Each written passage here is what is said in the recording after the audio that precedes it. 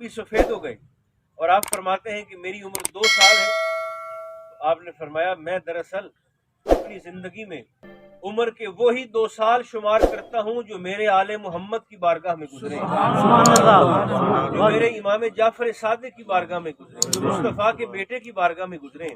मैं अपनी ज़िंदगी में उम्र के बस वही 2 साल शुमार करता हूँ। ये मेरे इमाम का फतवा है, ये मेरे इमाम का फैसला है, ये आपके इमाम का फैसला है। इल्मी मुकाम ऐसा, रूहानी मुकाम ऐसा, मगर जहाँ हमारी तरबियत की बात थी और जहाँ सब्र की बात थी, वहाँ कैफियत क्या है। एक दिन इमाम आज़म बाजार में चलते हुए तशरीफ लेकर जा रहे हैं और एक बदजुबान आदमी, बद अखलाक आदमी, जाहिर है कि हर दौर में अल्लाह के फ़कीरों को ऐसे लोगों का सामना करना पड़ा है।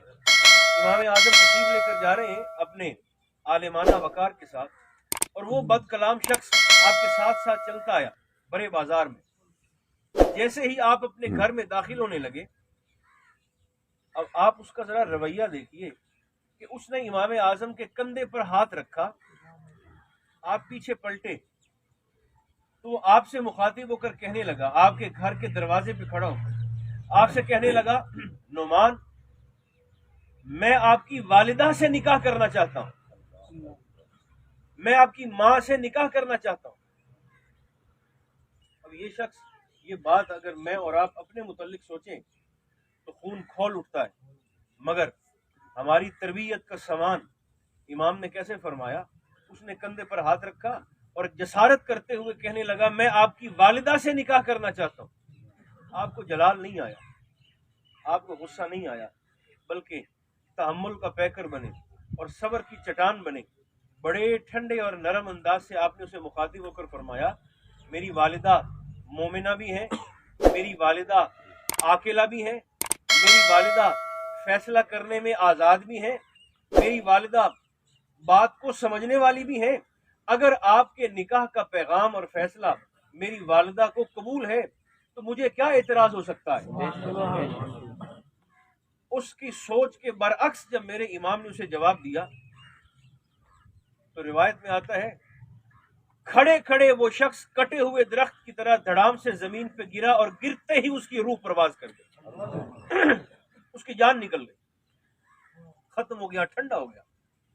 अब रिवायत तो यहां पर खत्म हो गई, मगर सीरत निगार हैरान है कि अचानक उस शख्स को क्या हुआ कि उसकी जान ही निकल गई।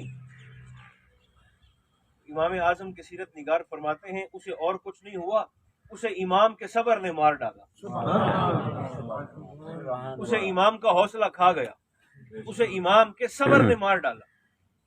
याद रखिए, मौला अली शेर खुदा करमल्लाहु तआला वजहुल करीम का फरमान है, सब्र वो सवारी है जो अपने सवार को गिरने नहीं देती।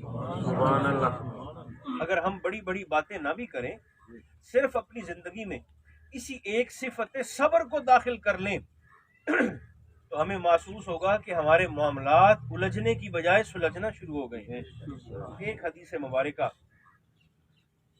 अगर वक्त है तो मैं अर्ज कर देता हूँ सब्र पर। हुजूर के एक सहाबी हैं जिनका इसमें गरामी है। वैसे तो अगर सब्र को देखना हो और समझना हो तो मैदान करबला को देखिए। करबला के मैदान में मुकाबला फौज का फौज के साथ नहीं था। करबला के मैदान में मुकाबला तलवारों का तलवारों के साथ नहीं था। देखिए, 22,000 ब मुकाबला 72। कोई तुक समझ में आता है? एक तरफ 22,000 और दूसरी तरफ सिर्फ 72, और 72 भी ऐसे कि जिनमें 86 साल का बुजुर्ग भी है, 6 महीने का बच्चा भी है। ये मुकाबला हथियार का हथियार के साथ नहीं था, या फौज का फौज के साथ नहीं था, बल्कि 22,000 के सिपा सालार अमर इब्न साद ने पीछे कूफा के गवर्नर को इब्न ज़ियाद को खत लिखा और उसने कहा, मुझे 20,000 सिपाही और भेजो। गवर्नर कूफा ने कहा कि तेरी मत मारी गई है, 22,000 तेरे पास पहले से मौजूद हैं और तुझसे ये 72 नहीं संभाले जा रहे। जो जवाब इसने दिया وہ ہر مومن کے سینے پر نشان حیدر سے کم نہیں ہے۔ کسی نے کہا یہ نہ دیکھو یہ تعداد میں 70 ہیں کہ 72 ہیں کہ کتنے ہیں، یہ دیکھو ان کی رگوں میں خون کس کا دوڑ رہا ہے۔ ان میں سے ایک ایک فرد ایک ایک ہزار کے مقابلے میں لڑنے کی طاقت رکھتا ہے۔ یہ مصطفیٰ کی تربیت یافتہ ہے، یہ 72 نہیں ہے، 72,000 ہیں۔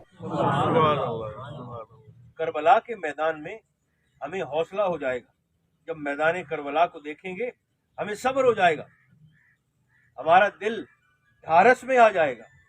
کربلا کے میدان میں مقابلہ میرے قابل عزت دوستو فوج کے ساتھ نہیں تھا، میدان کربلا میں مقابلہ تھا ظلم کا صبر کے ساتھ۔ ایک طرف جبر کی انتہا تھی، دوسری طرف صبر کی انتہا تھی۔ اور یہ وہ صحابی ہیں جنہوں نے حضور کے ہاتھ پر میدان احد میں